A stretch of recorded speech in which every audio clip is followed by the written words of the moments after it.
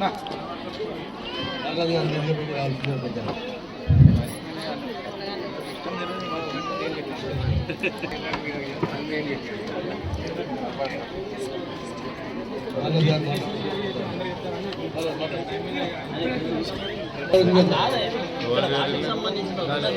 ఏం కథ ఏం చెప్తే వాళ్ళు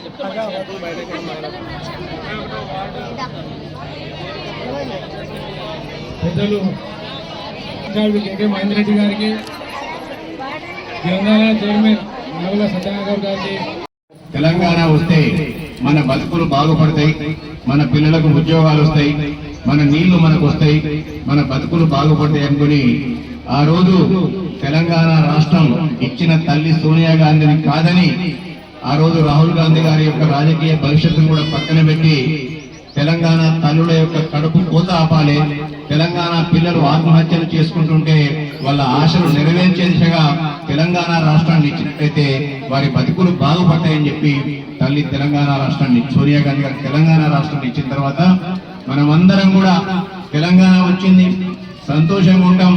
ఇక కేసీఆర్ గారు ఆ రోజు అనేకమైన మాయ మాటలు చెప్తే ఆయన మాయ మాటల వల్ల పడి ఆ టక్కు టమార గజకర్ణ గోకర్ణ మాటలకు అందరం కూడా నమ్మి ఇలా బురుడి కొట్టిస్తే ఆ మాయలో పడి 9.5 సంవత్సరాలు ఆయనకు అధికారాన్ని అంటబెడితే మన బతుకులు ఏమని మీ అందరూ కూడా తెలిసేయాల. చాలా మంది ప్రజలు యువకులు ఏదైతే ఆశయపోతకి మా పిల్లలకు ఉద్యోగాలు వస్తాయి, మా అన్న తమ్ములకు ఉద్యోగాలు వస్తాయి, మా పొలాలలో నీరు పడతాయి, మా తెలంగాణ బంగారు తెలంగాణ అయిందనుకొని ఆ రోజు మీరందరూ కూడా నిస్వార్థంగా కేసీఆర్ గారికి, టీఆర్ఎస్ పార్టీకి, బీఆర్ఎస్ పార్టీకి పట్ట కడితే మన బతుకులన్నీ కూడా పీన మీదికి పోయిన వాటైనా ఇయ్యాలి.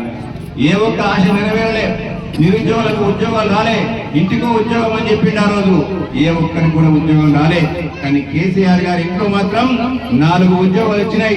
కేసీఆర్ ముఖ్యమంత్రి అయిండు, కొడుకు మంత్రి అయిండు, బిడ్డ ఎంపీ అయింది, అల్లుడు మంత్రి అయింది. కానీ మన కొడుకులు చదువుకుని ఇలా అహర్నిశలు కష్టపడి రేయింపేవుడు కష్టపడి అనేక మంది నిరుద్యోగ యువకులు ఆత్మహత్యలు చేసుకుంటుంటే వారి ఎవ్వరికి కూడా ఉద్యోగం ఇచ్చిన పాపాన పోలే. పైపెచ్చు 9.5 సంవత్సరాల కాలంలో ఈ తెలంగాణ ప్రాంతాన్నంతా కూడా అవినీతి, అక్రమ, అప్రజాస్వామిక, నియంతృత్వ, నిరంకుశ పరిపాలన ద్వారా ఈ రాష్ట్రాన్నంతా కూడా దోచుకొని మన రాష్ట్రాన్ని, మిగులు బడ్జెట్తో ఉన్న రాష్ట్రాన్ని ఇంచుమించు 8.5 లక్షల కోట్ల అప్పు చేసిన ఘనత ఎవరికి దక్కిందయ్యా అంటే కేసీఆర్ గారికి, వారి కుటుంబ సభ్యులకు తప్ప ఇంకోటి కాదని చెప్పి మీ అందరూ కూడా తెలుసుకున్నాం. ఆయన చేసిన అప్పుల వల్ల ఈ రోజు మనం మిత్తులు కడుతున్నాం. నెలకు 6,750 కోట్ల మిత్తినే మనం కడుతున్నాం. ఇవాళ ఇంత అప్పు ఉన్నప్పటికీ కూడా, ఇంత ఆర్థిక వ్యవస్థల అవకతవకలు చేసి ఈ రాష్ట్రాన్ని అప్పులపాలు చేసినప్పటికీ కూడా గత 2 సంవత్సరాల క్రితం ఏదైతే ఎలక్షన్లు జరిగినాయి రాష్ట్రంలో, తెలంగాణ ప్రజలందరూ కూడా ఒకటే అనుకున్నారు, ఇవాళ ఈ రాష్ట్రం బాగుపడాలంటే తల్లి సోనియా గాంధీ గారి యొక్క రుణం తీర్చుకోవాలి. తల్లి సోనియా గాంధీ గారు తెలంగాణ రాష్ట్రాన్ని ఇచ్చింది కాబట్టి ఆ కన్న తల్లికే ఈ కన్న పిల్లల మీద ప్రేమ ఉంటుంది, ఈ రాష్ట్రాన్ని బాగుపడుతుంది. ఈ రాష్ట్రంలో 80-85% మంది దళిత, బడుగు, బలహీన వర్గాలు, మైనారిటీలు, హరిజనులు, గిరిజనులు ఉంటారు కాబట్టి వాళ్ళ బతుకులు బాగుపడాలంటే ఇలా తల్లి సోనియా గాంధీ గారికి ఓటేయాలి, కాంగ్రెస్ పార్టీని అధికారంలో తీసుకురావాలని చెప్పి మీరందరూ కూడా అనుకొని ఈ రాష్ట్రంలో యనమల రేవంత్ రెడ్డి గారి అందరిలో ఒక ప్రజా పరిపాలనను, ఒక సుపరిపాలన అందించే దిశగా కాంగ్రెస్ ప్రభుత్వాన్ని అధికారంలో తీసుకొచ్చిన ఘనత మీది. ఆ రోజు ఎలక్షన్ల సందర్భంలో అనేకమైన హామీలు ఇవ్వడం జరిగింది, 6 గ్యారెంటీలు ఇవ్వడం జరిగింది.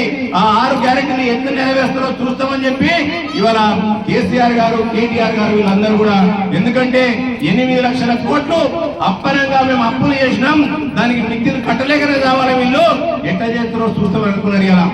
కానీ ఏదైతే మాట ఇచ్చిందో ఆ మాటకు నిలబడి యనమల రేవంత్ రెడ్డి గారు, కాంగ్రెస్ ప్రభుత్వం మాట తప్పకుండా, మడమ తిప్పకుండా ఒక్కొక్క గ్యారెంటీని మీ ముందుకు తీసుకొస్తుంది.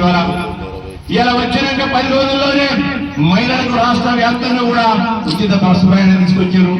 అంతేకాకుండా 200 యూనిట్ల వరకు పేద ప్రజలకు కరెంటు ఫ్రీ ఇచ్చిండ్రు. అప్పుడు గ్యాస్ సిలిండర్ ధర 1,200-1,000 రూపాయలు ఉండేది. కానీ ప్రభుత్వం వచ్చిన తర్వాత గ్యాస్ సిలిండర్లు కూడా 500 రూపాయలకే పట్టుకొచ్చిండ్రు. అక్కడక్కడ గ్యాస్ సిలిండర్ విషయంలో కొన్ని ఇబ్బందులు అన్నమాట వాస్తవం. కానీ ఏది ఏమైనప్పటికీ కూడా పెద్ద ఎత్తున గ్యాస్ సిలిండర్లు కూడా 500 రూపాయలకే పట్టుకొచ్చిన అంతేకాకుండా ఈ రాష్ట్రంలో వచ్చిన 10 నెలల కాలంలోనే నిరుద్యోగ యువకులు ఏదైతే ఆశలు పెట్టుకున్నారో, మా నిరుద్యోగులకు ఉద్యోగాలు రావాలని కోరుకున్నారో, ఏ కన్న తల్లిదండ్రులు కోరుకున్నారో మా పిల్లలకు ఉద్యోగాలు రావాలని చెప్పి వచ్చిందే తడవుగా 10 నెలల కాలంలోనే 60,000 ప్రభుత్వ ఉద్యోగాలు ఇచ్చిన ఘనత యనమల రేవంత్ రెడ్డి గారికి, కాంగ్రెస్ పార్టీకి దక్కింది. ఇలా ఏ రంగంలో చూసినా, ఎక్కడ చూసినా ప్రజలకు ఇచ్చిన హామీలను నెరవేర్చే దిశగా, ముఖ్యంగా 1 కోటి మంది మహిళలను కోటీశ్వరులను చేయాలనే ఏకైక లక్ష్యంతో యనమల రేవంత్ రెడ్డి గారి ప్రభుత్వం ముందుకెళ్తుంది.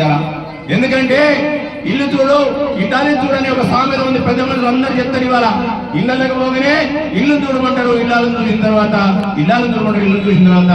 ఎందుకంటే ఇల్లాలి యొక్క సామర్థ్యం ఇంటిని చక్కదిద్దడం మీద ఆధారపడుతుంది. ఇలా మగాళ్ళు ఎంత పనిచేసి 5 రూపాయలు, 50 రూపాయలు, 100 రూపాయలు వాళ్ళకి వచ్చిన ఇన్కమ్ తీసుకొచ్చి, ఆదాయాన్ని తీసుకొచ్చి ఆ ఇంటిని గృహిణి చేతిలో పెడితే ఆ ఇంటిని చక్కదిద్దే బాధ్యత గృహిణి పైన ఉంటది. కాబట్టి ఇవాళ ఆ మహిళలను ఇలా ఏదైతే ఆర్థికత సాధికారత, ఆర్థిక స్వావలంబన, వాళ్ళ కాళ్ళపైన వాళ్ళని నిలబెట్టే దిశగా ప్రభుత్వం అడుగులు వేస్తే ఇల్లు ఇలా మహిళకు డబ్బులు వచ్చినట్టయితే ఇల్లు బాగుపడుతుంది, ఇల్లు బాగుపడితే వాడ బాగుపడుతుంది, వాడ బాగుపడితే ఊరు బాగుపడుతుంది, ఊరు బాగుపడితే రాష్ట్రం బాగుపడుతుంది అని చెప్పి యనమల రేవంత్ రెడ్డి గారు ఆ యొక్క పథకాలన్నీ కూడా ఇవాళ మహిళలకు ఉచిత బస్సు ప్రయాణం, ఇలా అమ్మగారింటి పైన, గుడికి పైన, అత్తగారింటి పైన, పండగకో పబ్బానికో అటో ఇటో పైన ఇవాళ ప్రతి మహిళకు ఇంచుమించు 100 నుంచో 150 200 రూపాయలు ఇలా డబ్బులైతే మిగులుతాయి. ఆ డబ్బులు ఎక్కడికి పోతాయమ్మా? మన పోపు డబ్బాలకు పోతాయి. 200 యూనిట్ల కరెంటు ఫ్రీ అంటే ఇంచుమించు 600 నుంచి 700 రూపాయలు కరెంటు ఫ్రీ వస్తే మగాడి తీసుకొచ్చి డబ్బులు మీ చేతిలో పెడితే ఆ డబ్బులు మీరు కట్టే బదులు మళ్ళీ పోపు డబ్బాలో పెడతారు. దాని తర్వాత 500 రూపాయల సిలిండర్ కంటే అవి కూడా మీ డబ్బుల్లో ఉంటాయి. అదే పైసలన్నీ మిగిలితే మా జేబులు ఉంటే మేము ఏం చేస్తాం? ఇక్కడికి పోతాం పెద్దూరు దగ్గర పొంగ పాడుపడ్డ తారీఖులు ఉంటాడు. ఆ తారీఖు బాటిల్ కాడికి పోయి మేము ఆ పాటలో గీటలో ఉంటుంది తాగడం పంటాం.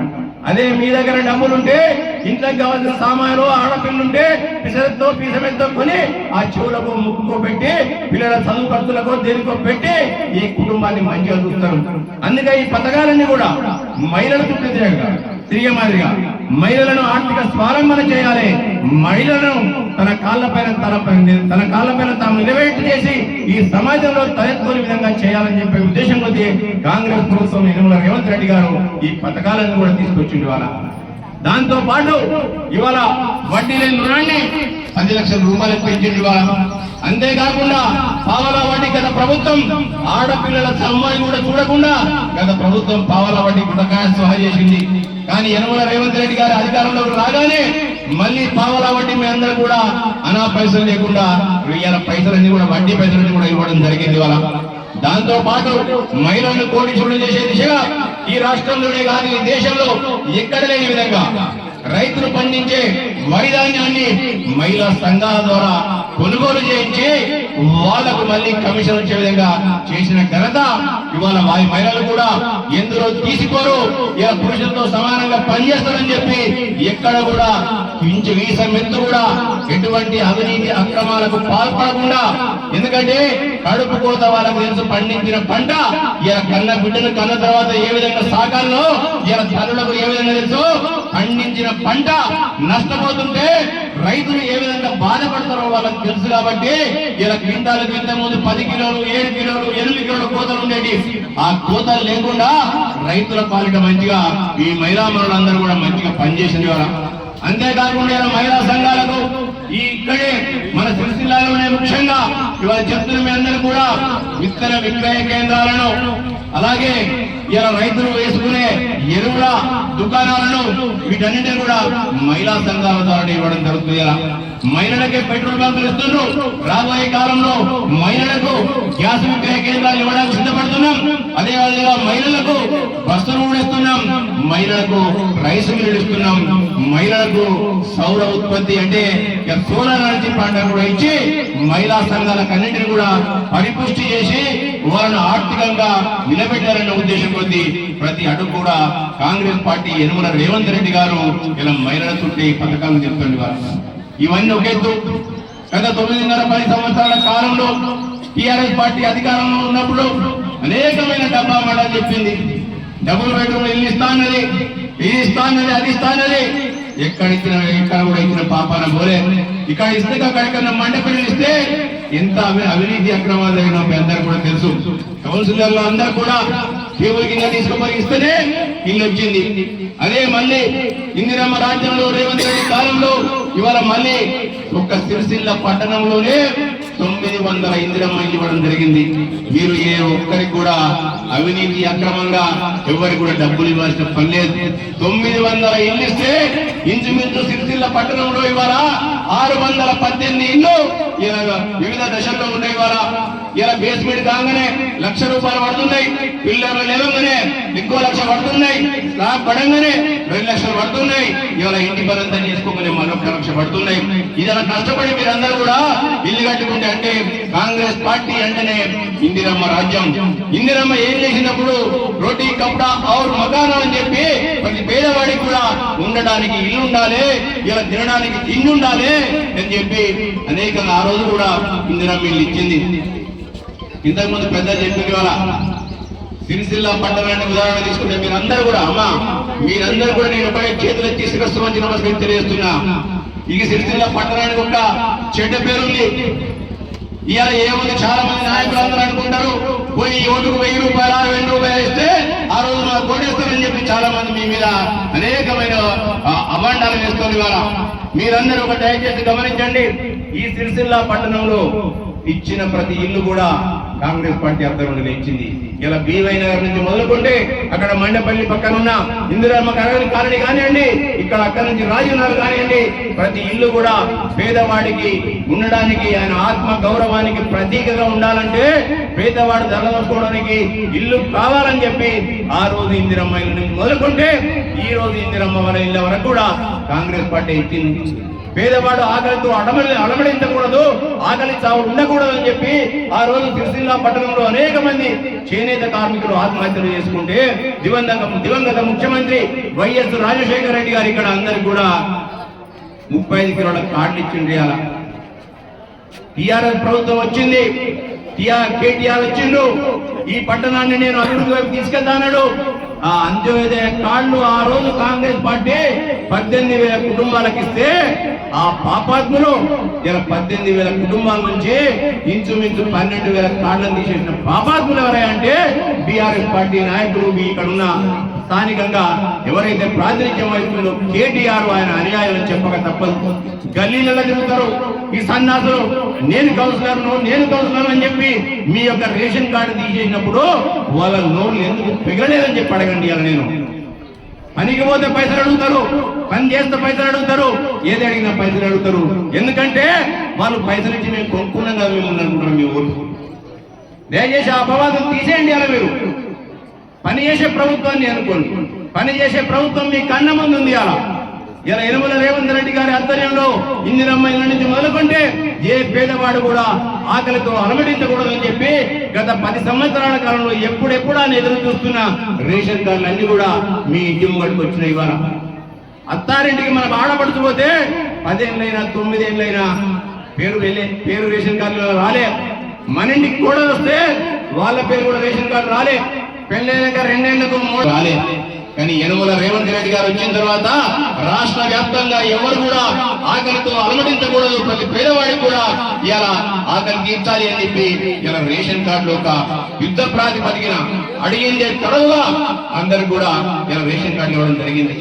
అదే మాదిరిగా పేదవాడికి ఒక తిండి, పెద్దవాడికి ఒక తిండి ఉండకూడదని చెప్పి పెద్దవాడి కంచంలో ఏ అన్నం ఉంటుందో చిన్నవాడి కంచంలో కూడా అదే అన్నం ఉండాలి, పేదవాడి కంచంలో కూడా అదే అన్నం ఉండాలని చెప్పి ఇలా సందర్భాన్ని ఇచ్చిన ఘనత కూడా యనమల రేవంత్ రెడ్డి గారికి దక్కింది.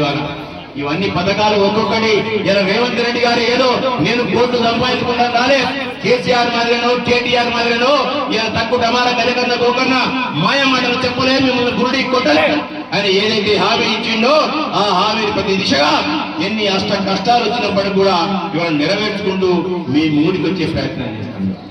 నిన్న మనమే చూసినాం, మీ పక్కనే ఊళ్ళలో ఎన్నికలు జరిగాయి. ఎన్నికలు జరిగితే ఒక్కొక్కరు లక్షల రూపాయలు ఖర్చు పెట్టింది. వాళ్ళ లక్షల రూపాయలు ఖర్చు పెట్టి మీరందరూ కూడా మీ గుండె పైన చేసుకుని ఆలోచించుకోవాలి. లక్షల రూపాయలు ఖర్చు పెట్టి ఓటుకు 2,000, 3,000, 5,000 ఇచ్చి గెలిపే జయంగా పనిచేసినోడు మిమ్మల్ని రేపు పొద్దుగల మార్కెట్ అమ్ముకుంటాడా అమ్ముకోడా ఒకసారి ఆలోచించుకుంటారా? ఇలా నాకు గ్యాస్ కనెక్షన్ రాలేదంటే నాకు ఎంత ఇస్తావు చెప్పంటాడు, నల్లా కలెక్షన్ రాలేదంటే నాకు ఎంత ఇస్తావు చెప్పంటాడు, ఇంటి పర్మిషన్ కావాలంటే ఎంత ఇస్తావు చెప్పంటాడు. మరి ఇటువంటి వాళ్ళు మీకు కావాలన్నా ఒకసారి ఆలోచించుకోండి, మీకు మీరే ఒకసారి ఆలోచించుకోండి. త్వరలోనే మున్సిపాలిటీలలో కూడా ఎలక్షన్లు రాబోతున్నాయి. ఇలా సిరిసిల్ల పట్టణంలో ఒకప్పుడు మీరందరూ కూడా చూసిండ్రు. 3 సంవత్సరాల క్రితం బతుకమ్మ చీరల పరిస్థితి ఏ విధంగా ఉండే, ఆడపడుతులకు బతుకమ్మ చీరలు ఇస్తే ఏ విధంగా ఆడపడుతులు బజార్లకు వచ్చి ఈ చీరలు నీ బిడ్డ కట్టుకుంటుందా, నీ కోడలు కట్టుకుంటుందా, మీ ఆవిడ కట్టుకుంటుందా అని చెప్పి కేసీఆర్ను ప్రశ్నించడం ఇవాళ. కానీ ఇవాళ సిరిసిల్ల పట్టణంలో బతుకమ్మ చీరలు ఒకప్పుడు సిరిసిల్ల అంటేనే పద్మశాలీలకు ఆత్మ గౌరవానికి ప్రతీక. వాళ్ళు మానాన్ని కాపాడే విధంగా ఇవాళ ఆ రోజు నేతలు లేచిన చీరలు కట్టుకొని మనం బతికినాం. కానీ అదే నేతలనే ఇవాళ బజార్లో పెట్టిన ఘనత ఎవరికి దక్కిందయ్యా అంటే వాళ్ళు చేసిన పుణ్యాల వల్ల, అవినీతి అక్రమాల వల్ల, ఆ చీరల నాణ్యత వల్ల సిరిసిల్ల పద్మశాలీల యొక్క ఆత్మాభిమానాన్ని తాకట్టులో పెట్టిన ఘనత ఎవరిదంటే టీఆర్ఎస్ పార్టీ. మళ్ళీ ఇవాళ కాంగ్రెస్ పార్టీ అధికారంలోకి రాగానే ఇందిరమ్మ చీరలు వచ్చినాయి. ఇవాళ పంచరు పట్టణాలలో పంచలే, ఎందుకంటే అయినంత మీద పని జరగలే. అవి కూడా మీ అందరు కూడా త్వరలోనే వస్తాయి. ఇలా ఇందిరమ్మ చీరలు ఏవైతే రేవంత్ రెడ్డి గారు నేయించి ఇవాళ మహిళా సంఘాలకు ఇస్తుండో, ప్రతి మహిళ కూడా 18 సంవత్సరాలు నిండిన ప్రతి మహిళ కూడా చీర ఇవ్వాలన్న ఉద్దేశం కొద్ది, సంవత్సరానికి 2 చీర ఇవ్వాలన్న ఉద్దేశం కొద్ది ఏదైతే చీరలు ఇవాళ ఆడపడుతూ కట్నం మాదిరిగా పెట్టిండో ఆ చీరలు కట్టుకొని సగర్వంగా తల ఎత్తుకొని ఇవాళ సగర్వంగా చీర కట్టుకొని ఆడపడుతులు తెలంగాణలో తిరుగుతున్న పల్లెల్లో పట్టణంలో ఇవాళ. అంటే చీర నాణ్యత ఆ విధంగా ఉంది. ఇలా ఏదో సూరత్కు పోయి చీరలు కొనుక్కొచ్చి అమ్మలే, కమిషన్లు కొట్టలే. ఇలా ప్రతి దానిలో కూడా రేవంత్ రెడ్డి గారి తన మనసును పెట్టి తెలంగాణ ప్రజల యొక్క మనసును తెలుసుకొని, ఆడపడుతుల మనసును తెలుసుకొని ఇవాళ ఆ విధంగా ప్రతి దానిలో కూడా నాణ్యతను పనిచేసే దిశగా ఈ ప్రభుత్వం పనిచేస్తుంది. ఇక మీదికి వీళ్ళందరూ మాట్లాడుతారని నేనున్నా. ఈ పార్టీ అధికారంలోకి వచ్చిన తెల్లారి నుంచి మొదలుపెట్టిన శాపనార్థాలు. ఇక్కడ ఉన్న మహానుభావుడు అయితే 17 సంవత్సరాల నుంచి మంచి కోసేటారు, తెలంగాణ పేరు మీద గెలిపించిన ఆయనను. సో ఆయన చదువు నేర్పించిండో, వాళ్ళ నాయన సట్టుబండలు నేర్పించిండో మాకు తెలియదు. కానీ ఇవాళ నేను పోయి అమెరికాలో పోయి చదివచ్చినా, నేను ఇది చదివినా, నేను అది చదివినా అని చెప్పి సన్నాసి మాటలని చెప్తాడు. ఇక చిన్న లేదు పెద్ద లేదు, నోటికి ఎంత తగ్గితే ముఖ్యమంత్రిని పట్టుకొని వాడు వీడంటాడు. నేను అనలేనా వాళ్ళ అయ్యను పట్టుకుని వాడు అని, ఆయనను పట్టుకొని నేను అనలేనా వాడు అని? మీరు అనలేరా? కానీ మన తల్లిదండ్రులకు మనం ఒక సభ్యత సంస్కారం నేర్పారు. మనం ఎవరికి ఎటువంటి ఏ విధంగా మనం మర్యాద చేయాలి అని చెప్పి మన తల్లిదండ్రులు మనకు నేర్పారు. బడికి పోయిన తర్వాత మనం ముందుగా తల్లి నేర్పుతుంది, తండ్రి నేర్పుతాడు, ఇంట్లో ఉన్న మన పెద్దలు నేర్పుతారు. బడికి పోయిన తర్వాత మనకు చదువు చెప్పే పంతులు నేర్పుతాడు. మరి సన్యాసికి ఎందుకు చెప్పలేకపోయాను నేను అంటున్నాను. అధికారం తగ్గి అధికారం పోయింది, ప్రజలు గుంజుకున్నారు, కానీ ఇంకా అహంకారం తగ్గలే. ఎందుకంటే అవినీతితో దోచుకున్న లక్షల కోట్ల రూపాయలు ఆయన కిందున్నయ్యారా, ఆ లక్షల కోట్ల రూపాయలు పెట్టి మీ ఓట్లు నేను కొంటా, మళ్ళీ నేను అధికారంలోకి వస్తా, నన్నెవడు ఏం చేస్తాడని ఒక అహంకారం ఆయనలో ఉంది. వాళ్ళ ఆ అహంకారానికి మీరందరూ కూడా సమాధానం చెప్పాల్సిన సమయం ఆసన్నమైంది. ఇలా సిరిసిల్ల పట్టణంలో నేను కూడా పోటీ చేస్తున్నా. నేను దాని ప్రతిసారి ఆయనకు అగెనిస్ట్ గానే పోటీ చేస్తున్నా. 2009లో అరటిపండు గుర్తు మీద వచ్చిన ఇండిపెండెంట్ గా, తర్వాత కాంగ్రెస్ పార్టీ మీద 2-3 సార్లు పోటీ చేసిన. కానీ ఆయన అహంకారం అంతా ఏంటంటే సిరిసిల్ల పట్టణంలో నేను ఓట్లు కొనుక్కుంటున్నా, నేను గెలుస్తున్నా, గ్రామాలకు పోతే నాకేం ఉడికే పప్పులు, మహేందర్ రెడ్డికి ఓట్లు వేస్తారు, ఎందుకంటే నేను మనసుతో పనిచేస్తాను. నేను ఒక రైతు కుటుంబం నుంచి వచ్చినోడిని, రైతుల పేదల కష్టాలు నష్టాలు నాకు తెలిసినోడిని. కాబట్టి గ్రామాల్లో మహేందర్ రెడ్డికి ఎట్లాగో ఓట్లు వస్తాయి, పట్టణాల్లో ఉన్న ఓట్లను నేను కొనుక్కొని గెలుస్తున్నానే అహంభావం ఆయనకు ఉంది. వాళ్ళ అహంకారం ఆయనకు ఉంది. వాళ్ళ అహంకారాన్ని అహంభావాన్ని మీరు దెబ్బతీయాలంటే, ఇలా కొట్టాలంటే బిడ్డ నీ పప్పులు ఉడకవు, మాకు అభివృద్ధి ముఖ్యం.